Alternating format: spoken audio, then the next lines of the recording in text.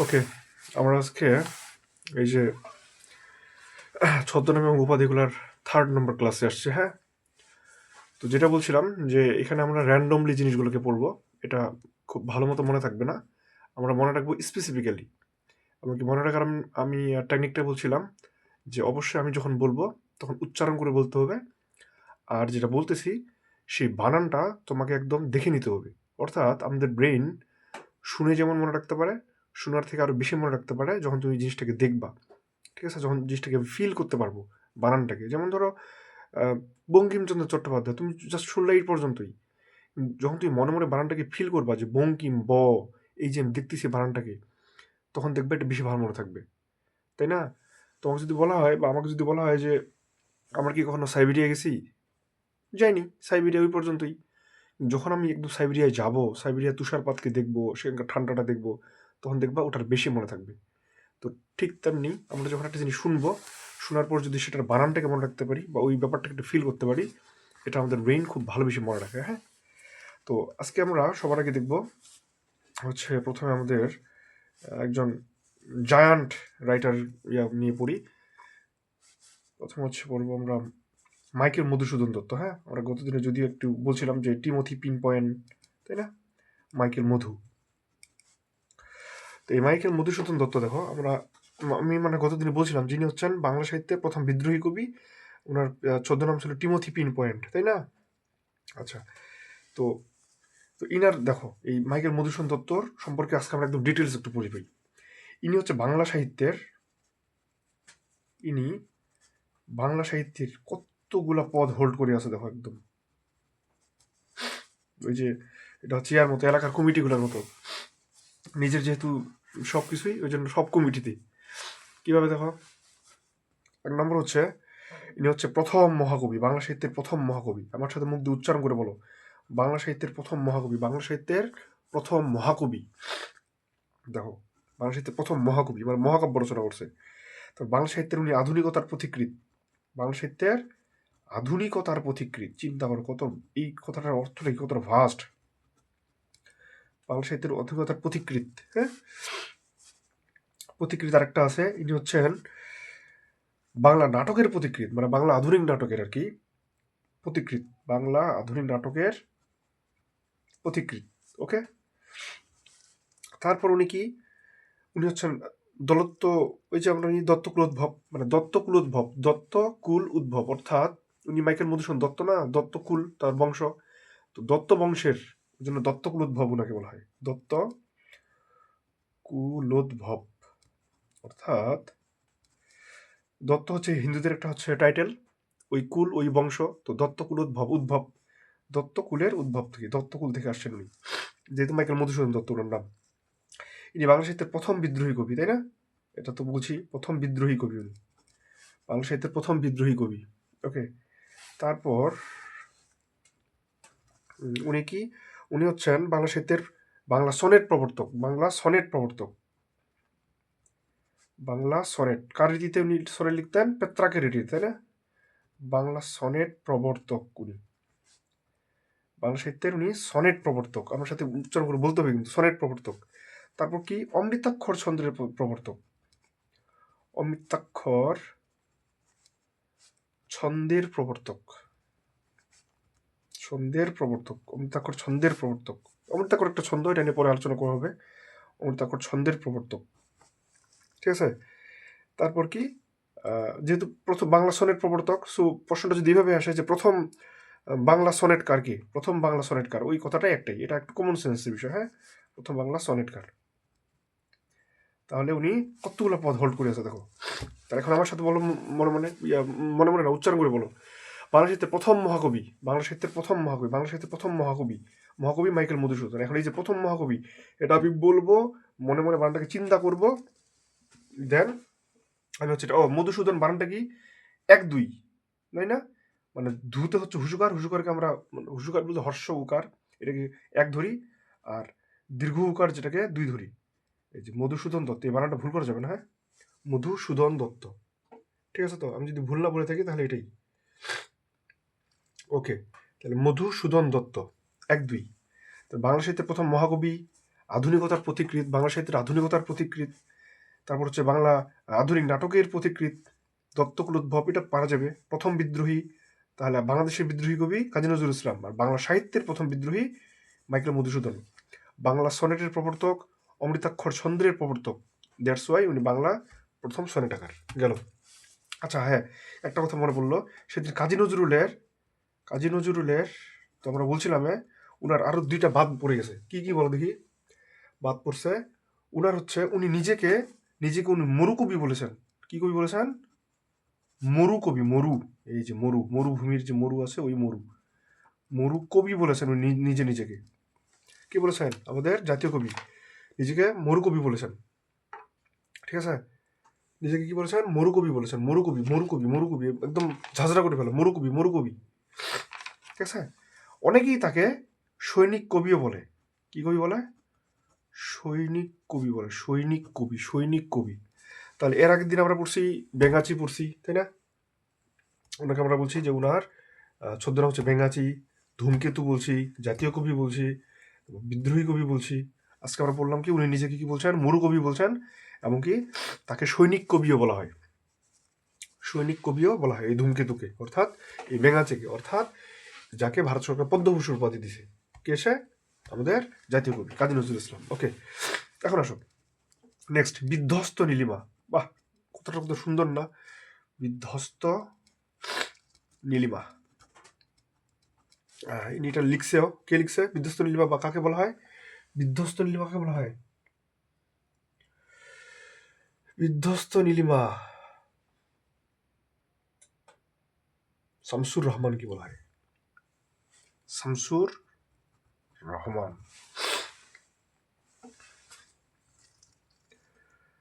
শামসুর রহমান।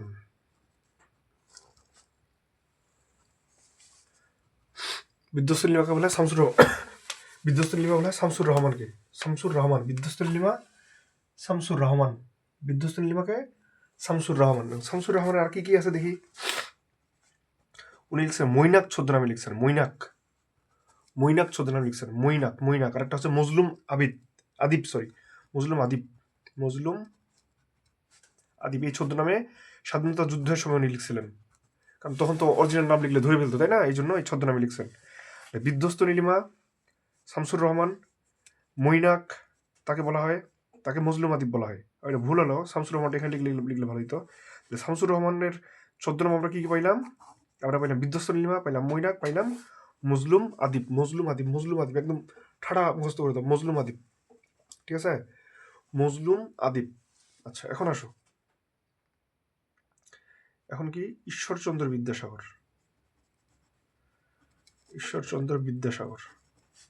এনার সম্পর্কে দেখি।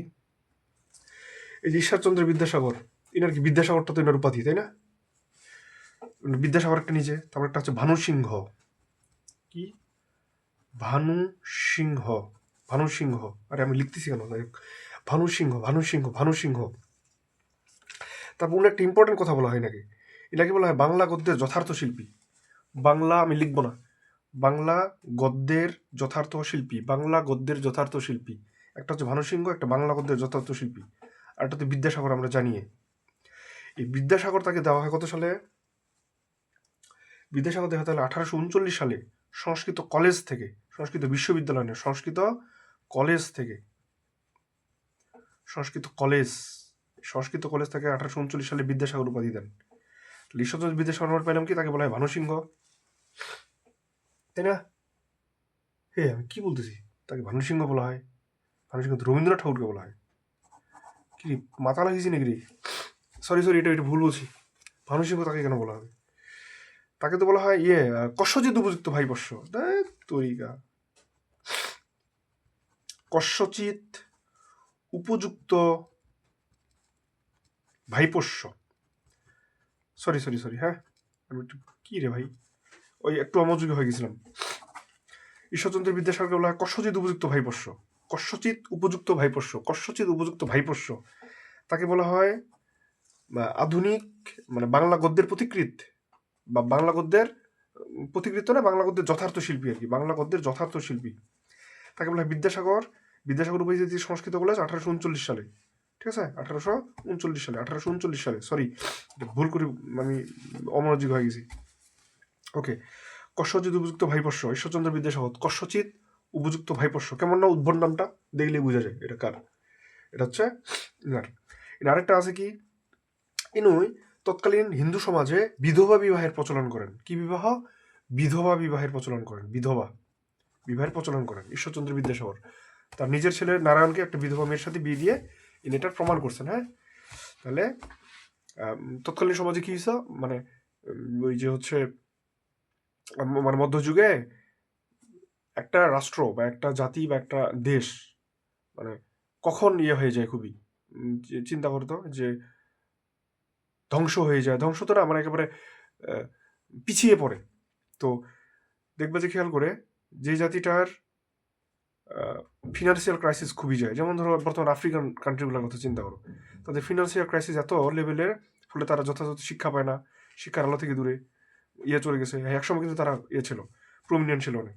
তো ঠিক তেমনি মধ্যযুগে আমাদের ইন্ডিয়ান সাবকন্টিনেন্টের অবস্থা খুব খারাপ ছিল, ঠিক আছে।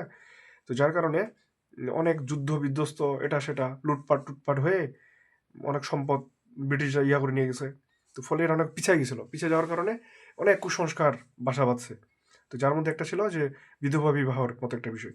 তো এটাকে আবার নতুন করে কি করছেন, ঈশ্বরচন্দ্র বিদ্যাসাগর করছেন, ঠিক আছে। আচ্ছা, তারপর নেক্সট আসি আমরা, যে একটা ইম্পর্টেন্ট কথা এখানে বলে রাখি, সেটা হচ্ছে যে পাঠ্যপুস্তকের বাইরে, এই যে পাঠ্যপুস্তকের বাইরে, এটা ইম্পর্টেন্ট, সর্বপ্রথম বাংলা গদ্যরীতির ব্যবহার করেন কি? এখন বাংলা গদ্যরীতি বলতে আমরা ঈশ্বরচন্দ্র বিদ্যাসাগর মনে করতে পারি, কিন্তু না, পাঠ্যরীতির বাইরে বাংলা গদ্যরীতির ব্যবহার, পাঠ্যরীতির বাইরে বা পাঠ্যপুস্তকের বাইরে এটা তোমরা একটু লিখে নাও। বাংলা গদ্যরীতির ব্যবহার করেন রাজা রামমোহন রায়। রাজা রামমোহন রায়। পাঠ্যপুস্তকের বাইরে বাংলা গদ্যরীতির ব্যবহার করেন রাজা রামমোহন রায়। রাজা রামমোহন রায়। এই রাজা রামমোহন রায়ের একটা উপাধি হচ্ছে শিবপ্রসাদ রায়। শিবপ্রসাদ রায়, এই উপাধিটা হচ্ছে কার? ছদ্মনামটা কার? রাজা রামমোহন রায়ের। শিবপ্রসাদ রায়, রাজা রামমোহন রায়। ইনি পাঠ্যপুস্তকের বাইরে গদ্যরীতির ব্যবহার করেন সর্বপ্রথম। গদ্যরীতির, হ্যাঁ, গদ্যরীতির। ওকে, নেক্সট আসো, যাযাবর। যাযাবর কাকে বলা হয়? বিনয় কৃষ্ণ মুখোপাধ্যায়কে। কাকে বলা হয়? বিনয় কৃষ্ণ মুখোপাধ্যায়। বিনয় কৃষ্ণ মুখোপাধ্যায়কে যাযাবর বলা হয়। বিনয় কৃষ্ণ মুখোপাধ্যায় কি বলা হয়? যাযাবর বলা হয়। যাযাবর। তারপর ভাষাবিজ্ঞানী। ভাষাবিজ্ঞানী কাকে বলা হয়? ভাষাবিজ্ঞানী সবাই আমরা জানি, তাই না? ছোটবেলায় পড়ছি। ভাষাবিজ্ঞানী বলা হয় ডক্টর মোহাম্মদ শহীদুল্লাহকে। ওনাকে আরেকটা বলা হয় জ্ঞান তাপস। কি বলা হয়? জ্ঞান তাপসও বলা হয়, জ্ঞান তাপস। আরেকটা বলা হয় কি, অভিধান চলন্তিকা, তাই না? মানে উনি একজন হচ্ছে একটা চলন্ত একটা হচ্ছে অভিধান, এই ডক্টর মোহাম্মদ শহীদুল্লাহকে বলা হয়। আচ্ছা, তারপর ভোরের পাখি। ভোরের পাখি কাকে বলা হয়? আমরা সবাই জানি, বা যারা জানি না আজকে জানবো।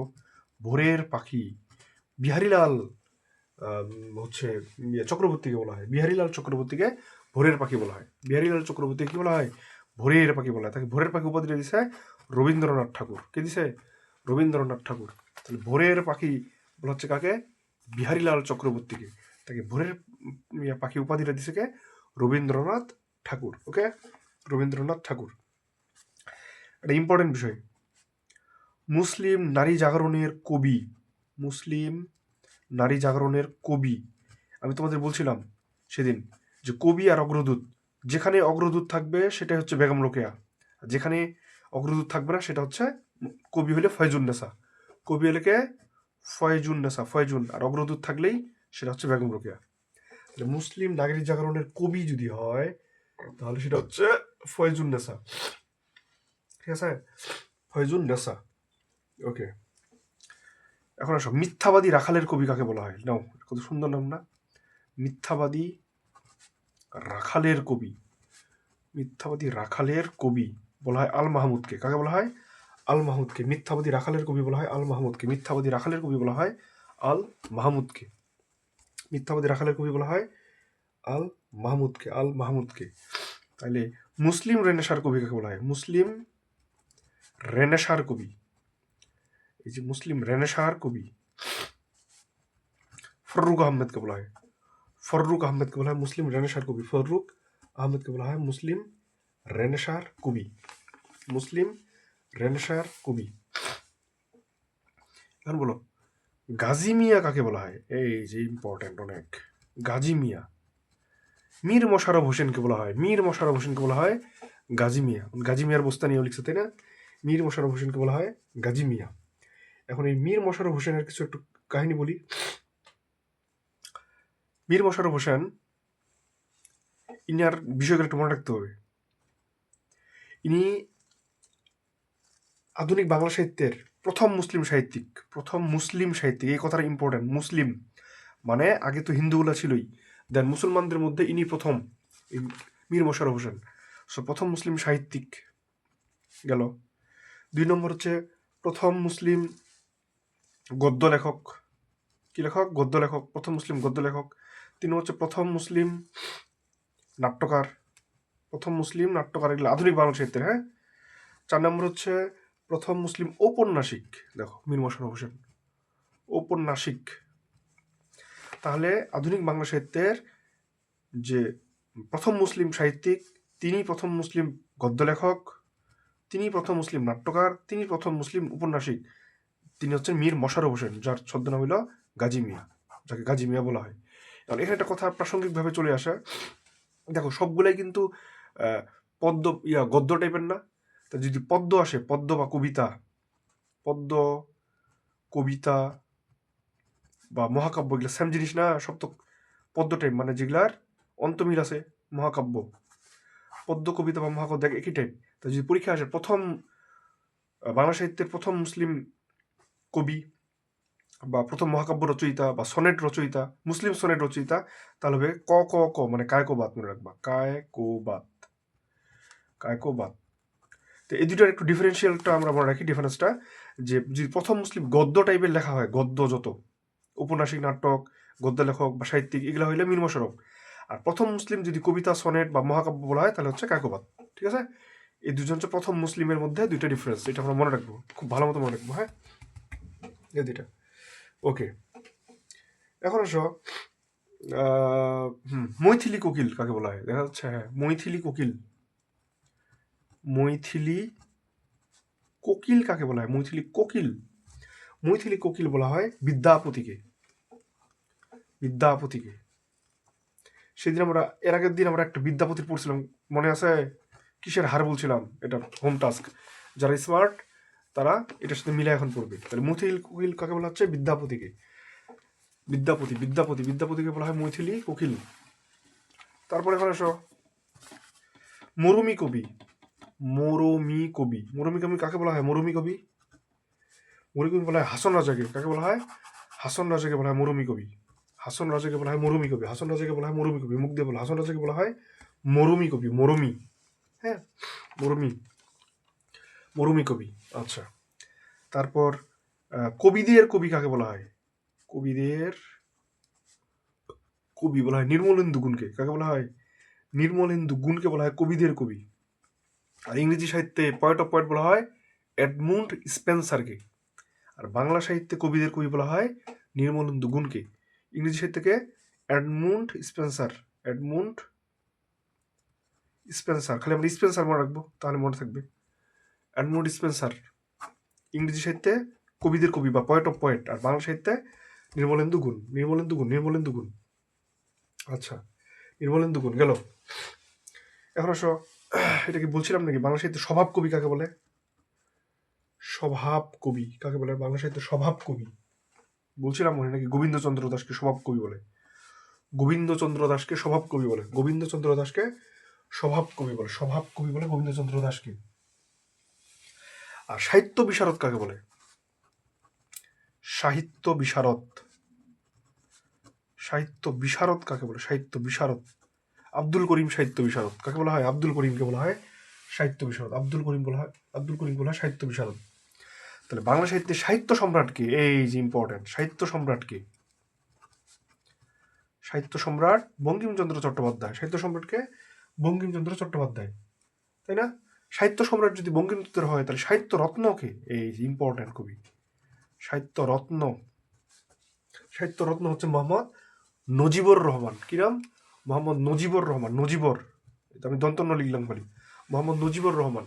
তাহলে সাহিত্য সম্রাট বঙ্কিমচন্দ্র চট্টোপাধ্যায় সাহিত্য রত্ন হচ্ছে নজিবুর রহমান। তা আমরা মনে রাখবো নজিবর রত্ন। আর সাহিত্য সম্রাট বঙ্কিমচন্দ্র, এটা আমাদের মনে থাকে, এটা আমরা ছোটবেলা থেকে পড়ে আসি, তাই না? তাহলে বাংলা সাহিত্যে সব্যসাচী লেখক কাকে বলা হয়? বলো। সব্যসাচী মানে যার দুই হাত সমানে চলে নাকি? সব্যসাচী বলা হয় সৈয়দ শামসুল হককে। কাকে বলা হয়? সৈয়দ শামসুল হককে বলা হয় সব্যসাচী লেখক, সৈয়দ শামসুল হক। ও একটা কথা বলতে ভুলে গেছি, সাহিত্য সম্রাট এই যে বঙ্কিমচন্দ্রকে আরেকটা বলা হয়, তাকে বাংলার স্কট বলে। ইংরেজি সাহিত্যে একজন স্কট আছেন, তাকে বলা হয় বাংলার স্কট। ঠিক যেমন আমরা বলছিলাম না যে বাংলার মিল্টন বলা হয় হেমচন্দ্রকে, ঠিক তেমনি তাকে বাংলার স্কট বলা হয়। স্কট, এই স্কট নামে একজন রাইটার আছেন ইংরেজি সাহিত্যে, ঠিক তেমনি তাকে বাংলার স্কট বলা হয়। তাহলে বাংলার কবিদের কবি বলা হয় নির্মলেন্দু গুণকে, ইংরেজির কবিদের কবি এডমন্ড স্পেন্সারকে, তারপর বাংলার মিল্টন বলা হয় হেমচন্দ্রকে, আর বাংলার স্কট বলা হয় বঙ্কিমচন্দ্র চট্টোপাধ্যায়কে। সব্যসাচী বলা হলো সৈয়দ শামসুল হককে। সৈয়দ শামসুল হক। তো আরেকটা আছে সুনন্দ। সুন্দর নামটা না? সুনন্দ। এই সুনন্দ কাকে বলা হয়? নারায়ণ গঙ্গোপাধ্যায়কে। কাকে বলা হয়? নারায়ণ গঙ্গোপাধ্যায়। সুনন্দ ছদ্মনামে লিখছেন উনি, নারায়ণ গঙ্গোপাধ্যায় সুনন্দ ছদ্মনামে লিখছেন। আমরা যে জানি শওকত ওসমান কিন্তু আসল নাম না, তাই না? শওকত ওসমান, এই শওকত ওসমান একটা ছদ্মনাম। শওকত ওসমান একটা ছদ্মনাম, দেখে মনে হচ্ছে আসল নাম, আসলে এটা ছদ্মনাম। এই শওকত ওসমান কার? শেখ আজিজুর রহমানের। ব্ল্যাক পড়ে গেল রে। শেখ আজিজুর রহমানের ছদ্মনাম হচ্ছে এই শওকত ওসমান। ঠিক আছে, শেখ আজিজুর রহমান, তার নাম হচ্ছে শওকত ওসমান। আচ্ছা, শওকত ওসমান। এখন আসো, শিশু সাহিত্যিক কাকে বলা হয়? শিশু সাহিত্যিক, সুন্দর না নামটা? শিশু সাহিত্যিক কাকে বলা হয়? হাবিবুর রহমানকে বলা হয়। শিশু সাহিত্যিক হাবিবুর রহমানকে বলা হয় শিশু সাহিত্যিক বলে হাবিবুর রহমানকে শিশু সাহিত্যিক বলা হয় হাবিবুর রহমানকে। আর হায়াত মাহমুদ কাকে বলা হয়? হায়াত মাহমুদ কাকে বলা হয়? হায়াত মাহমুদ বলা হয় মোহাম্মদ মনিরুজ্জামানকে। মোহাম্মদ মনিরুজ্জামানকে বলা হয় হায়াত মাহমুদ। মোহাম্মদ মনিরুজ্জামানকে বলা হয় হায়াত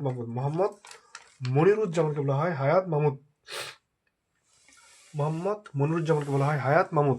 ঠিক আছে, মোহাম্মদ মনিরুজ্জামানকে বলা হয় হায়াত মাহমুদ। আচ্ছা, এখন একটা জিনিস দেখো, সেদিন আমরা বলছিলাম না যে দৃষ্টিহীন কাকে বলে? আমার যতটুকু মনে পড়ে, দাঁড়াও আমি তো লিখছি, আমি একটু দেখি কোথায় লিখছিলাম। দৃষ্টিহীন, তাই না? মধুসূদন মজুমদার বলছিলাম আমরা, তাই না? দৃষ্টিহীন মধুসূদন মজুমদার আমরা বলছিলাম, দৃষ্টিহীন মধুসূদন মজুমদার। তো এটা একটু মানে এখানে একটা বিষয়ে বলে রাখি, এই দৃষ্টিহীন একজন ছদ্মনাম। দৃষ্টিপাত নামে একটা বই আছে। কি আছে? একটা লেখা আছে দৃষ্টিপাত, একটা বইয়ের নাম। এই দৃষ্টিপাত একটা বইয়ের নাম। এই দৃষ্টিপাতটা লিখছে কে? ওই যে একটু বললাম যাযাবর, মানে বিনয় কৃষ্ণ মুখোপাধ্যায়। কি নামে? যাযাবর ছদ্মনামে লিখছে। তো আমরা যাযাবর পড়ছি, তাই না? এই যে যাযাবর, আমরা এই যে এখানে পড়ছিলাম যাযাবর, বিনয় কৃষ্ণ মুখোপাধ্যায়। তো এটা আমার বলতে তখন ভুলে গেছি আমি। তাহলে দৃষ্টিহীন হচ্ছে একজনের ছদ্মনাম, দৃষ্টিহীন, ওটা মধুসূদন মজুমদার। আর দৃষ্টিপাত একটা বইয়ের নাম, এটা লিখছে কে? বিনয় কৃষ্ণ মুখোপাধ্যায়। কি ছদ্মনামে লিখছে? যাযাবর ছদ্মনামে। তাহলে দৃষ্টিপাত কিসের নাম? এটা বইয়ের নাম বা লেখার নাম। হ্যাঁ, এই দুটাকে উল্টাপাল্টা করা যাবে না। কত ক্লিয়ার? ওকে, মোটামুটি আমরা বাংলা সাহিত্যের একটা ভাস্ট হচ্ছে ছদ্মনাম বা উপাধি সম্বন্ধে একটা আলাদা আমরা আইডিয়া পাই গেলাম। তো তোমাদের কাজ হইলো এই পুরা বিষয়টাকে শুরু থেকে দেখবা আর ইয়ে করবা। আমি একবারে একটু বেশি হয়ে গেল ভিডিওটা, প্রায় 25 মিনিটের, কারণটা একবারে শেষ করে দিলাম। ঠিক আছে, আমি যদিও জানি যারা আলসিয়া তারা এত বড় ভিডিও দেখবে না, কিন্তু আমাদের তো আসলে অলস বা আলসিয়া দিয়ে কাজ নেই, আমাদের তো পরিশ্রমী লাগবে। ঠিক আছে, তো এই গেল এটা আমরা রিকল করবো, বারবার ধরবো, পড়বো। হ্যাঁ, ধরে এভাবে ঢাকা দিয়ে পড়বো। ভিডিওটা বেশি বড় হয়ে যাচ্ছে। সো এই পর্যন্তই। ভালো থাকো, সুস্থ থাকো। আর ভিডিওটা দেখো, মুখ দিয়ে উচ্চারণ করো, ধরাধরি করো। কয়েকবার ধরাধরি করলেই দেখবে যে জিনিসগুলো একদম মাথা সেট হয়ে যাবে। একটা জিনিস সবসময় মাথা রাখবা, প্রয়োজনটা তোমার। প্রয়োজনটা কার? তোমার নিজের। এই যে তোমার নিজের প্রয়োজন। সো তোমার প্রয়োজন, তুমি নিজেকে কেমনে ডেভেলপ করবা, এটা তোমাকেই বুঝতে হবে। কথা ক্লিয়ার? Good night.